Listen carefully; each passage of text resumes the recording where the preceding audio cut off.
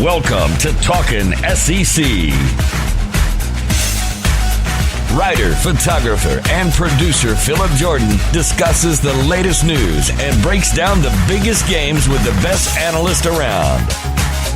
Now, from Southeast Alabama, a state that knows its sports, here is Phillip Jordan. Happy Friday, everybody. Welcome into Talking SEC. I'm your host, Phillip Jordan from Last Word on College Football on 96.9 Legend in Dothan, Alabama, where I'm the in-studio host and producer for Dothan Woods Football. You can follow me on social media at PJordanSEC. You can find the show on Twitter at Talking SEC Pod. The podcast is available on Apple Podcasts, Spotify, and all your favorite podcast platforms. And you can always email me at sports.philipjordan@gmail.com. Like I said, it is Friday, and Friday means we are picking and previewing the weekend of college football, and we got some interesting news items we're going to talk about here as well. And joining me to do so on the phone is Brandon Eisenman. You can check out his work over at Last Word College Football, one of my colleagues over there, where he covers the Arkansas Razorbacks. Also, he covers the LSU Tigers over at LSU Wire. You'll see his podcast, the LSU Breakdown Podcast. And Brandon, as always, it is good to have you on the show. Yeah, it's good to be back on the Yeah, so we got an interesting show here. Of course, we're recording this on Thursday night around 6:30 Central Time, and podcast, of course, dropping into your devices on Friday morning. But before we jump into the new stuff, Brandon, I didn't tell you this off air, but I need to give you some kudos on something. Last week on the show, we picked some games, and we picked some non-SEC games, and we predicted and picked the Coastal Carolina BYU game. I stupidly picked BYU because I quoted on here on the show. I said BYU will be the more physical, more athletic football team, and they would beat Coastal Carolina.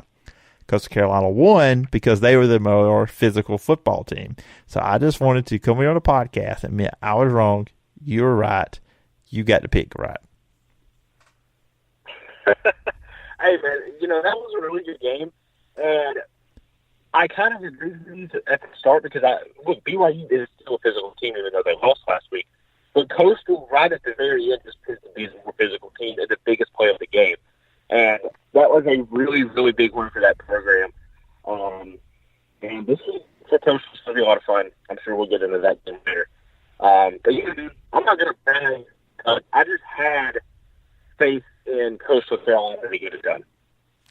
Yeah, like I said, I was super impressed by the physicality of Coastal Carolina. I mean, and they probably heard enough of it for a couple of days they were leading in that game because BYU had they have the NFL quarterback. Because you can tell watching Zach Wilson that he is a NFL quarterback. Just the way he throws the ball, the arm talent, he has the size. I mean, I think he pretty much has everything, the measurables at least you want to an NFL quarterback. But just the physical play Coastal Carolina came out with on that game on the offense and defense line because Zach Wilson got pressured all day long in that game, and BYU couldn't really stop the Coastal Carolina run game. So that was super impressive. And of course, Coastal Carolina will play Troy in Troy this Saturday. Before we jump in all the good stuff, Troy, got any shot here?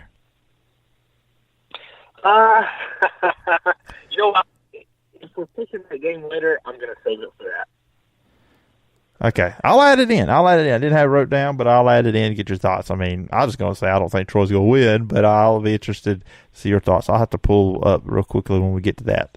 We'll see what the spread is for that one. So, on Thursday, probably about 5 o'clock, so I had to rush when I got home and get ready for us to do this podcast, kind of go over some stuff, see the big news.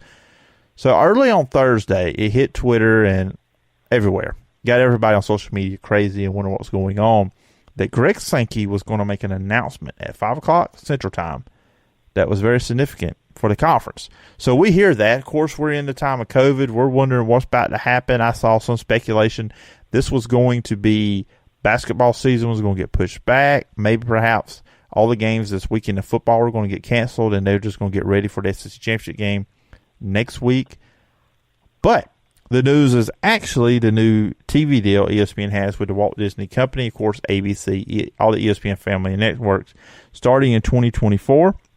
Just kind of give people an idea that maybe haven't heard or don't really know the details with this deal. It's a 10-year agreement starting with 2024, like I said. adds 15 premier football games, 8 marquee men's basketball games, ensuring that every football and men's basketball game airs on an ESPN network. SEC Football Championship will be on ABC each year. Of course, it's been on CBS for like the last 2 decades, it feels like. A regular SEC football game on ABC in the late afternoon window. SEC games will also be allowed to be part of the ABC Saturday Night Football game as well. Select SEC non-conference matchups on ESPN Plus, so you're going to have to pay to potentially see your favorite team play. And it solidifies ESPN as exclusive media rights holder for all SEC sports. So, Brandon, I'm going to give it to you on this one. Let you start things off. When you hear that, what sticks out the most to you? Phillip, I'm going to start off by it's a really, really great day to be a fan of not only the team in the SEC, but the SEC as a whole. This is something that I think every school, every fan base within the conference has been waiting on for a long time. You know, back in 2014, I think it was 2014 when the SEC network launched, you had to think that eventually this was coming because the SEC network is already affiliated with ESPN. And no shame for CBS, but the only thing about it, the SEC and CBS games that I like is the intro theme. That's about it. The announcers, I don't like them. I like everything about ESPN better. But this is a really, really big step forward for the SEC in terms of media. And, you know, I think this will pave the way for maybe other conferences to do the same, like the ACC, maybe the Big 12, things like that. Even though some of those teams are already on there for the most part of their season. But I think getting a standout conference like the SEC to do this is huge. And to do it with ESPN is it's a really great marketing tool by both the conference and ESPN itself. But like I said, this is something that we've been waiting on for a long time. I kind of wish it started next year instead of in 2 years from now. But this is a really, really big enjoyment of a day for the SEC as a whole.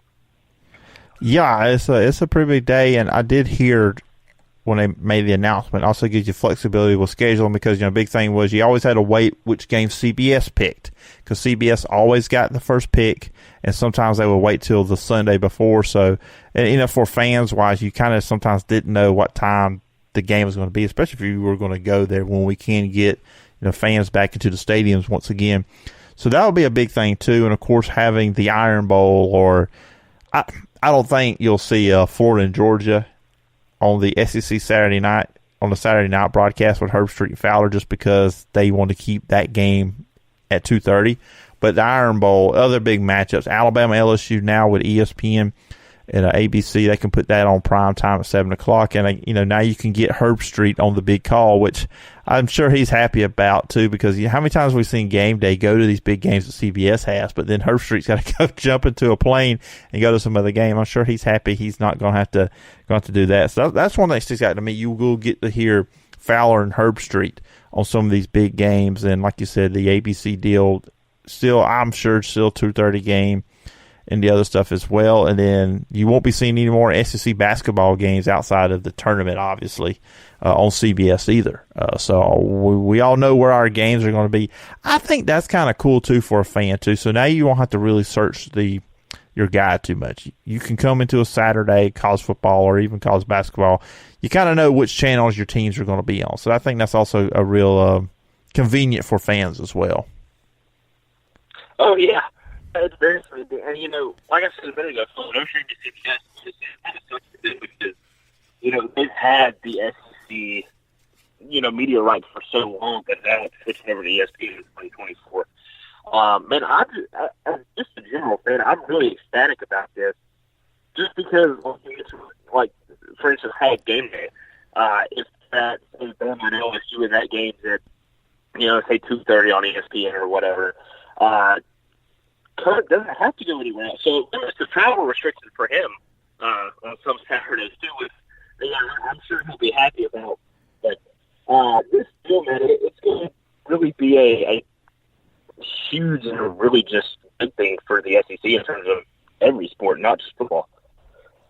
Yeah, it will be. So it's a kind of interesting day on Thursday. Of course, this deal does not start to 2024. So as we know, now, and what I saw earlier on Thursday, that CBS is kind of still staying with, they'll be broadcasting games through 2023 through the contract. So we still have the CBS stuff for a couple of years. Another news item that hit during the week, and I want to get your take on this because obviously, you cover LSU for LSU Wire, part of USA Today, their network of websites covering college football. LSU imposing a 1-year bowl ban for this year, and there's people, and we talk about this off air, people snicker and say, well, they weren't going to go to the bowl game anyways. You must not know that everybody's eligible for a bowl, and as me and Brandon kind of talked off air, LSU's a brand. If they could have been a bowl team this year, somebody would have invited them to get that LSU brand there. But this is part of a NCAA investigation into improper booster payments to players. Some backstory. Last month, LSU self-imposed loss of 8 scholarships over 2 years, a reduction of recruiting visits as well. Of course, we all know about the Odell Beckham stuff. He was banned for 2 years for giving players $2,000 to 4 players after a national championship last year. That said, that is a level 3 violation. So, Brandon, just kind of, I kind of just laid out some of the details here. What was your overall thoughts this week when LSU announced they were doing the 1-year bowl ban? Phillip, this may sound bad, but I was actually kind of glad to get that. Listen, not a very good team, but that's not why they don't need to go to a bowl game. Okay, they shouldn't go to a bowl because of the booster stuff that happened, all the sanctions that they had, the loss of scholarships, all of that stuff, and then the hits just keep on coming for this program. I mean, yeah, you can sit here and tell me that all the players they lost in the draft, that's a big hit. Sure, we've already been through that, talked about it many, many times, whatever. But transfers, the kind of odd stuff that really nobody's continuing to talk about right now that is really going to have a domino effect on not only the football program, but probably the athletic administration at LSU. That's going to be huge when that investigation is complete, whenever it's done. But self-imposing a bowl ban with 2 games left, it's kind of odd. If you're going to self-impose, typically you do it before the season, if I'm correct. But you get 2 4 on Saturday, and then you post Ole Miss for senior day next week. You may only win one of those games. You may not win either. So you might finish 3-7, and everybody out there on social media was clowning on LSU, saying, 3-17, shouldn't go to a bowl game, blah, blah, whatever. But LSU's got talent, and by part of the rules this year, it doesn't matter what your record is, you're eligible for a bowl game. But, Phillip, we are starting to see here this week that some programs, even if they have a winning record or a losing record, doesn't really matter, they're starting to shy away from competing in a bowl game due to COVID concerns and whatever else it may be. But specifically for LSU, this is probably the best thing for them to do right now. I think just with everything surrounding this program, it's probably in their best interest to just sit at home on the couch and watch bowl season in Baton Rouge. Yeah, it's getting in front of it, and I know people in LSU are just ready to probably get this season over with and trying to look forward and hopefully have a better year next year, which I think they should. I mean, when we've talked about this plenty of times, we ain't got to get into it, but Bo Pelini's got to go. That's one thing you got to do. And you talk about the other Title IX stuff, that's going to be intriguing. And I kind of feel like we talk about no one's talking about that right now. That may be a topic that comes more up in conversation with stuff, I think, maybe in the off season when we don't have games going on talking about. So it'll be interesting on that side of things. Now, I also want to transition before we get into the picks for this week. Obviously, big news out of the Big Ten where they decided to go back on their original plan. Big Ten is just a mess in general, but we're about to get into that anyways. Big Ten changes their 6-game requirement so they can allow Ohio State into the Big Ten championship game because Ohio State was supposed to play Michigan this week. Well, due to COVID issues with the Wolverines, that game's not happening. So that would have left Ohio State at 5 games. They wouldn't have been eligible for the Big Ten title game. Well, now they're going to play Northwestern next week, who's 5-1. They play 2-4 Illinois this week. Indiana 6-1. They would have went in had Ohio State not have been allowed had they stayed with the original rules. Now, this has a great impact on Texas A&M because at the 4 and the 5 spot, if certain things happen, A&M would want to get in. Ohio State's still sitting there at 4, despite they're only going to play 5 regular season games, and then they'll get the 6th game with a playoff game. Now, Brandon, I have so many things I want to say about this. I don't like changing the rules midstream, especially when you're only changing the rules for one person. And that's what you're doing here. This is for Ohio State. This is for your breadwinner. And I understand that. They want to get a team in the playoff, and Ohio State's that team's going to do it. But this is not fair to the rest of the conference, in my opinion. Like I said, I don't like changing the rules midstream just to fit, your narrative or what you want to do. And here's my biggest problem with the Big Ten. One of my biggest problems. Earlier in the year, Nebraska wanted to get a replacement opponent because, and I forget who they were playing that week. Whoever it was in the Big Ten, they couldn't play. They wanted to go play a non-conference game. And the Big Ten said, no, we are not doing it. That is against the rules. Let's fast forward to now. Ohio State's got an issue. You change the rules for them. Why couldn't you do that same for Nebraska? And I'm not blaming Ohio State in this situation. This is not their fault at all. This is the Big Ten's fault. They should have played earlier than they did. They could have started playing when the SEC, the Big 12, and ACC did. But no, they said, we are not going to play. And then eventually, late October, they just started playing. And then it's too late. You cannot put in bye weeks. You cannot fix or make up games if you need to, like the SEC, ACC, Big 12 has done. The Pac-12 has got the exact same problem, but look, we didn't expect any of the Pac-12 teams to be contenders for the playoffs this year anyways. That conference has a lot of more issues than the Big Ten. So that's my main point. The Big Ten is at fault here. You screwed up, and you made a rule that you shouldn't have started. You should have never put in place that you had to play 6 games. Then we wouldn't be having part of this conversation. And that leads me into Texas A&M. I feel like if it comes down to it, the committee's going to pick Ohio State over Texas A&M because that is the sexy name, that is the brand name of Ohio State.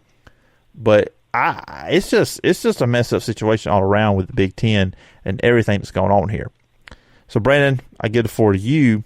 When you saw this week, and especially like we said, this does impact A&M, what was your thoughts? Honestly, Phillip, I was very, very infuriated that the Big Ten did this. Listen, I firmly believe, and I've seen reports of this too on media, that the Big Ten placed that rule, if I'm correct. They just made that rule a couple of months ago, I think right before the season started, that you had to play and or win a minimum of 6 games to get into the conference championship, even contention for the playoff, whatever. All right, well, first of all, you can't just make this rule right before your season starts. That's not how this goes. Second of all, they did that to protect Ohio State because the conference knew that Ohio State was most likely going to go undefeated and probably send the number 3 or 4 to the playoff, and they're at 4 right now.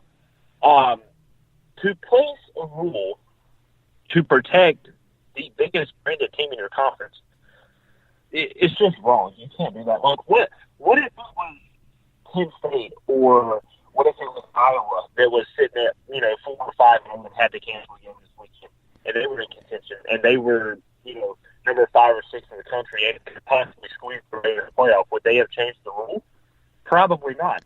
But because it's Ohio State, they're such a big brand, and the Big Ten wants to beat their way into the playoff, and I said cheat. They're going to change the rule.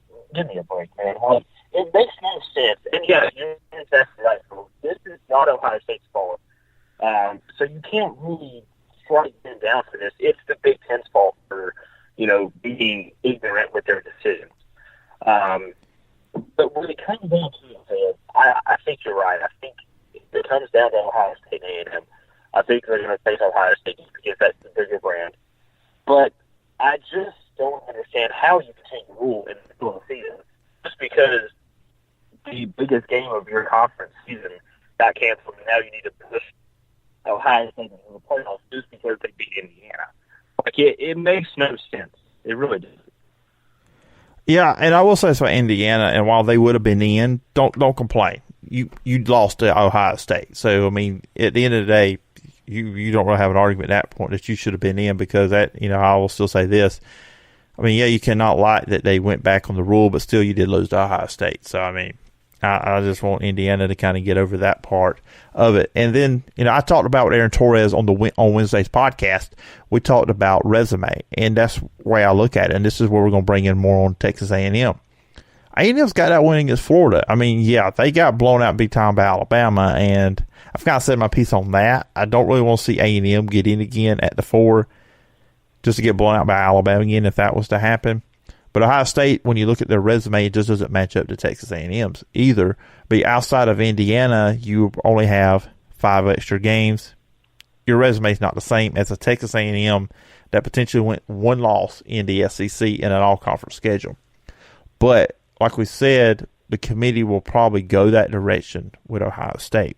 Now, I'll be honest with you. I would rather see Cincinnati get in than either one of them at number 4. It's not going to happen, I know, and they dropped in the rankings this week. They dropped down to 8 because Iowa State jumps up to 7 because they beat a 5-4 West Virginia team.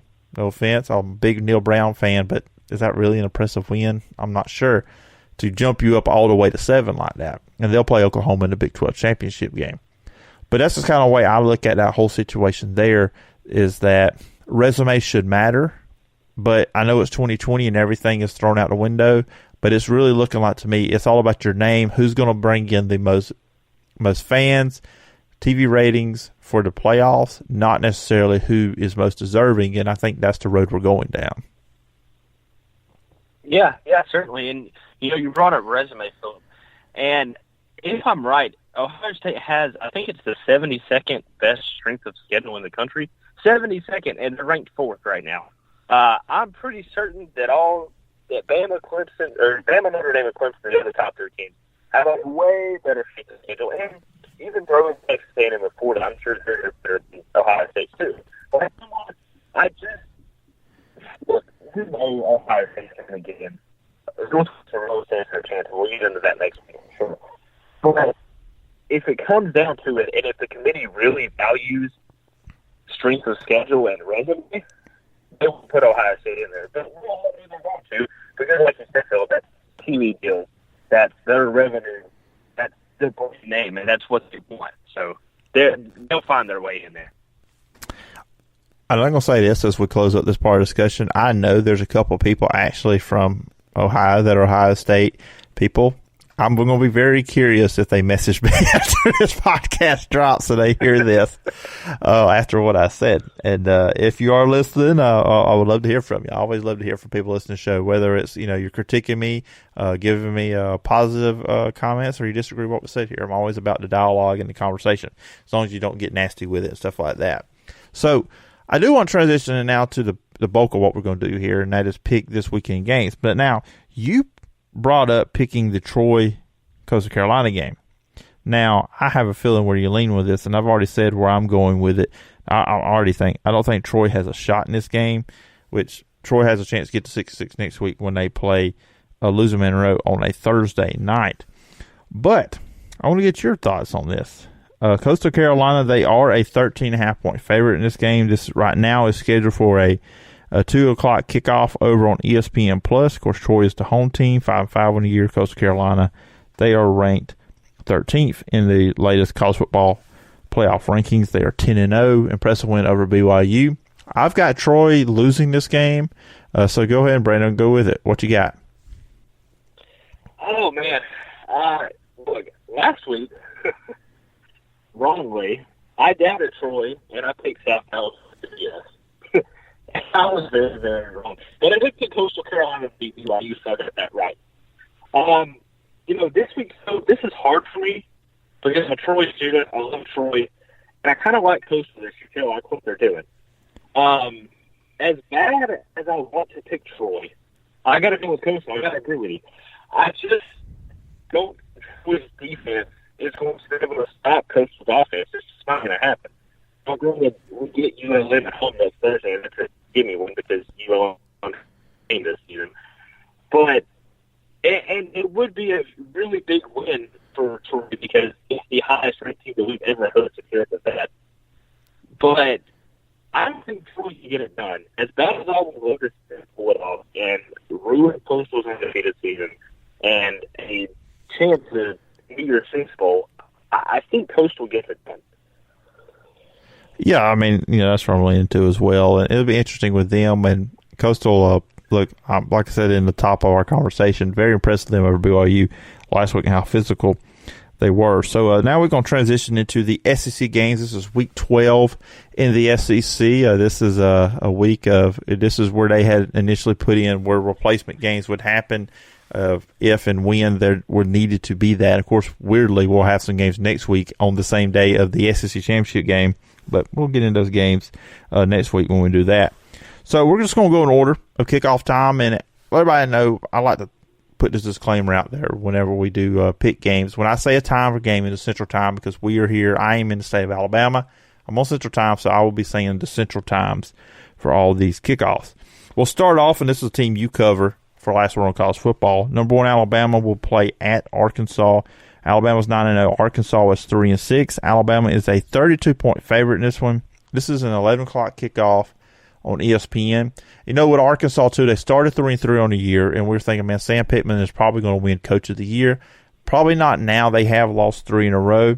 They lost that close game last week to Missouri, 50-48. Jefferson, the quarterback there, played really, really well for them there at Arkansas. And Phillip Franks is a game-time decision for this one. Alabama at 32 points. I think Arkansas will come out and try to play hard early and try to at least gain some respect here in this game. I think Alabama probably wins this game by 24 points. So I'm picking Alabama, but I don't think they're going to win by the 32.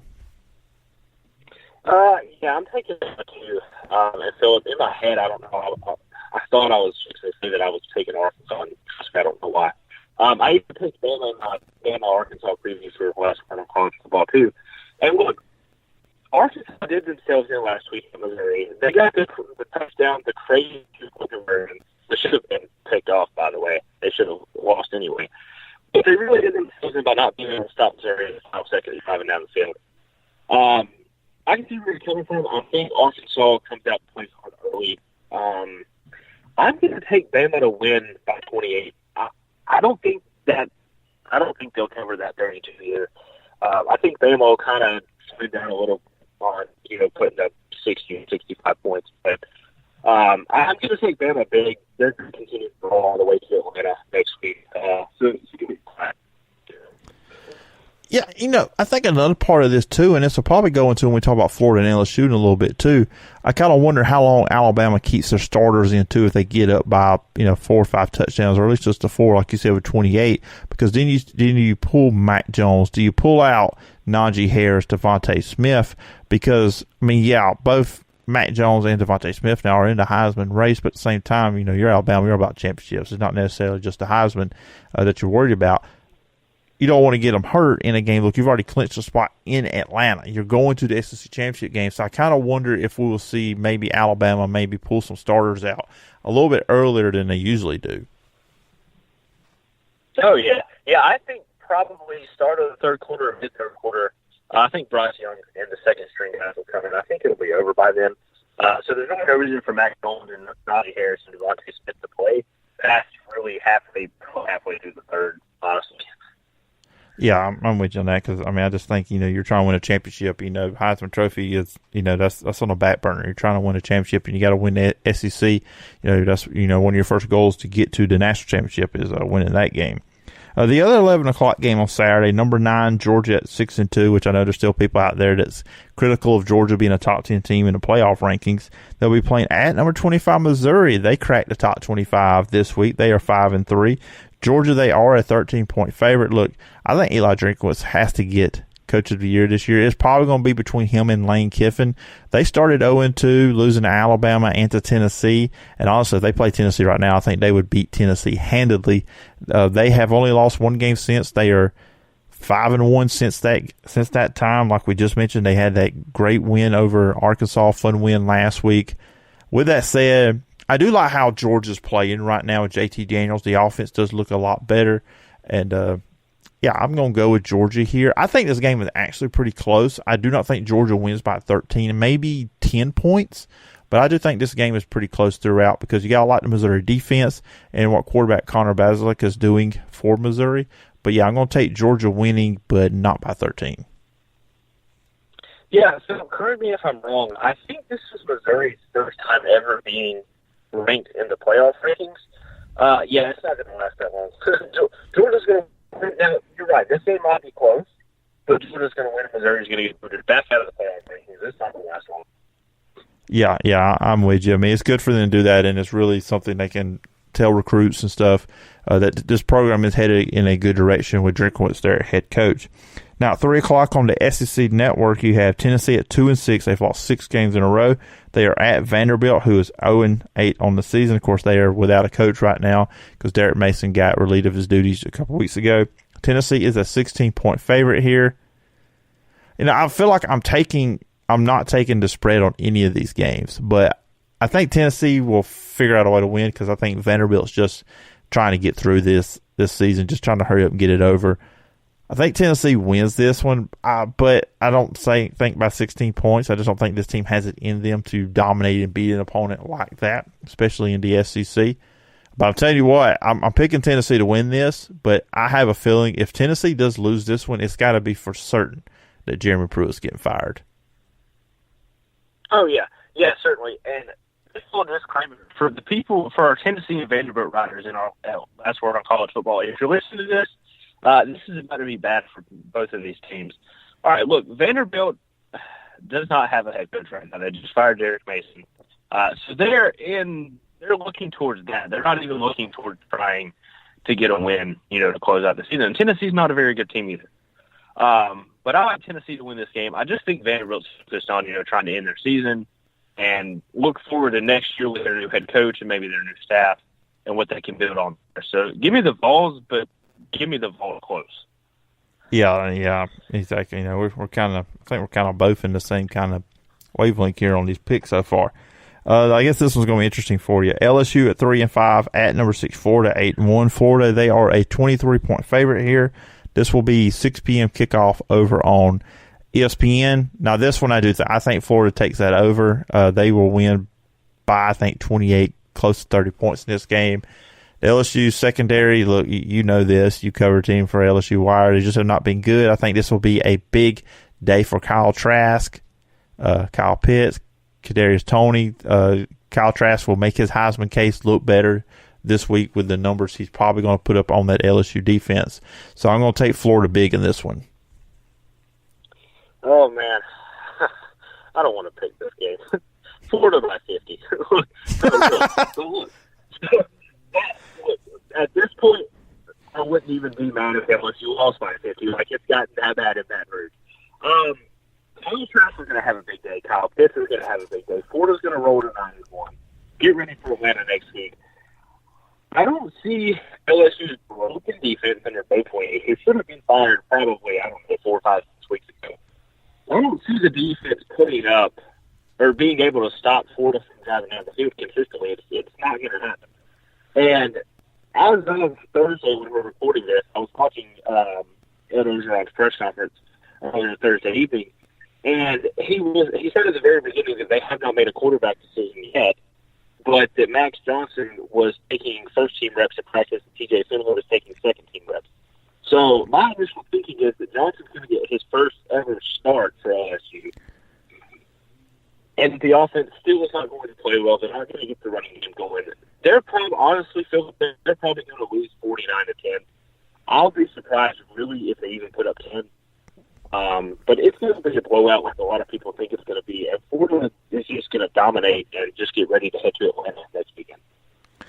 So next up is, of course, I cover Auburn for last one college football. So get ready. Some thoughts are coming. Auburn at 5-4. Of course, they lost to Texas A&M last week after they had a 20-14 lead going into the fourth quarter. A&M had 17 unanswered points. Mississippi State, they are 2-6. Auburn, they are a 6.5-point favorite here. This is a 6:30 kickoff over an SEC Network. Look, Gus Malzahn has to have this game. I don't think he gets fired this year due to the massive buyout. I don't think it happens, and from just some stuff I've read and heard other people say, don't seem like there's enough people that would be on board of firing Gus Malzahn at this point. But there's unrest there at Auburn. I think there's a lot of people out there ready for change, and recruiting has not looked good as well, which Gus has been struggling at last couple of years as well. So this is a must win for Auburn and Gus Malzahn, and his road record is not good. Away from Jordan Hare in his career, he's 22-24.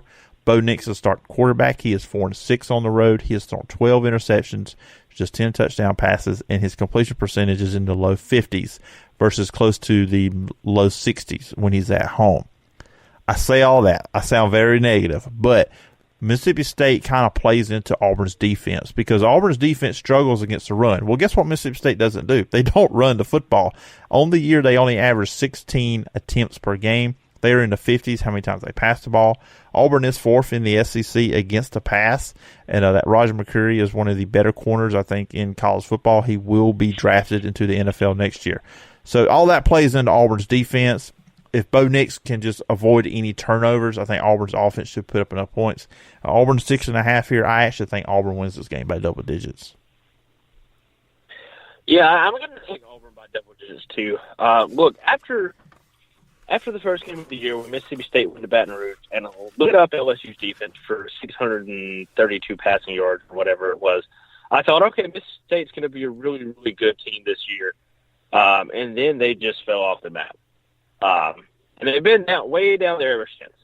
But even though Bo Nix struggles on the road, it's not really a must-win game for Auburn, but they really need this win. And I think Bo Nix does enough to get it done. His numbers may not look stellar, but I think he does enough to get the Tigers to win.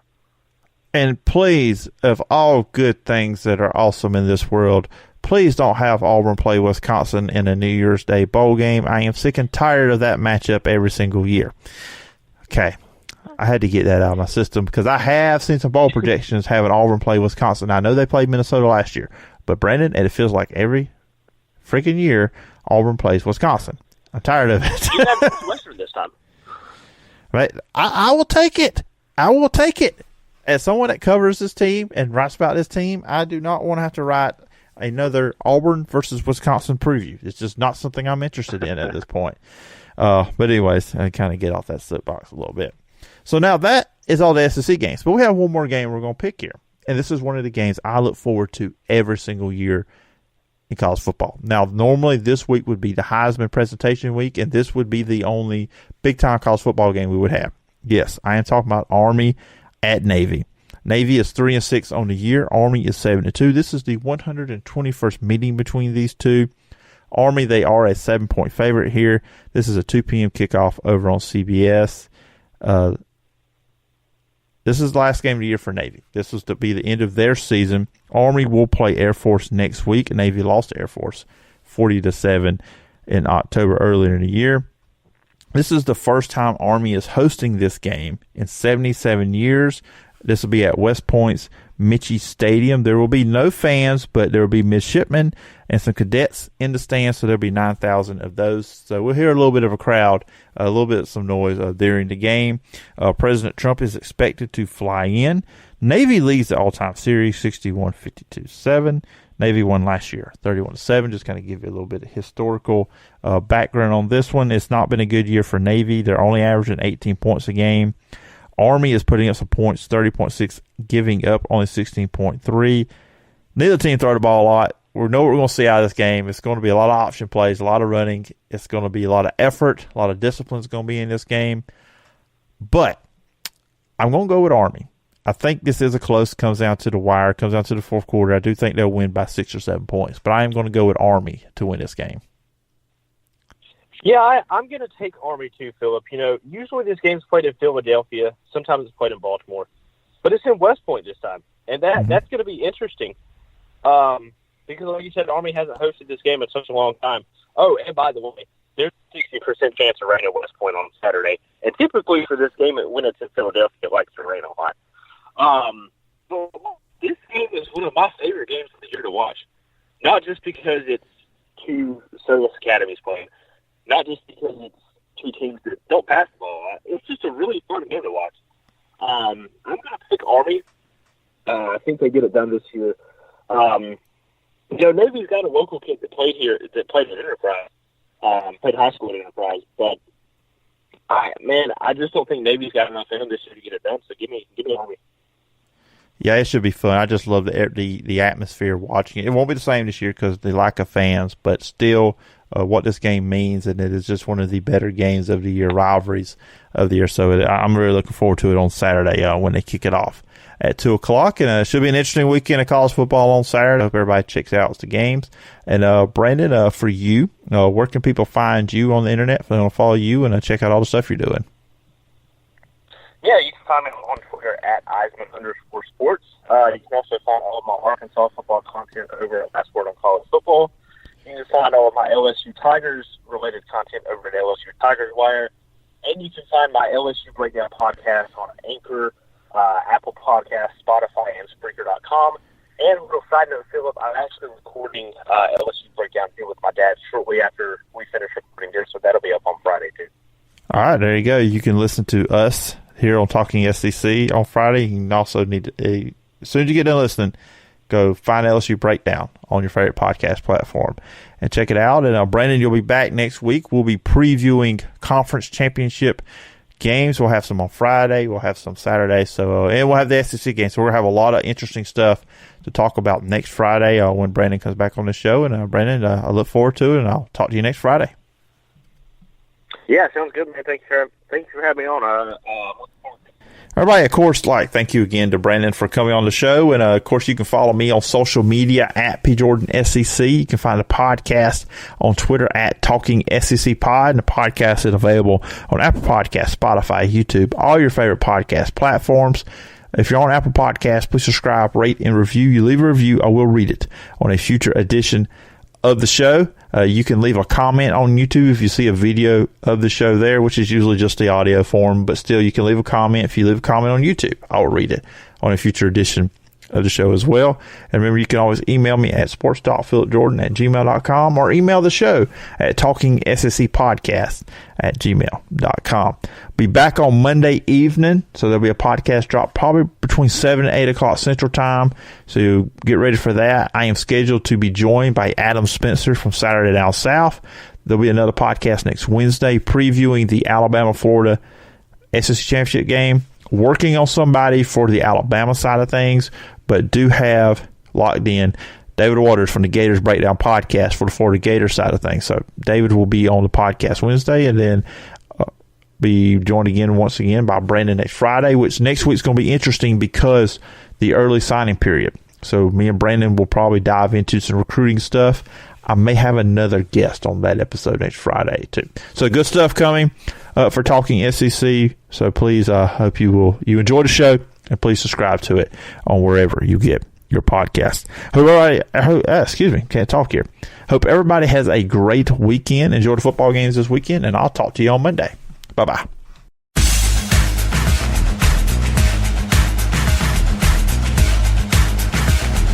Thank you for listening to Talkin' SEC. Follow Phillip on social media at PJordanSEC and the show at Talkin' SEC Pod. Subscribe to the podcast on Apple Podcast or wherever you get your podcast. We'll see you next time when we're talking SEC.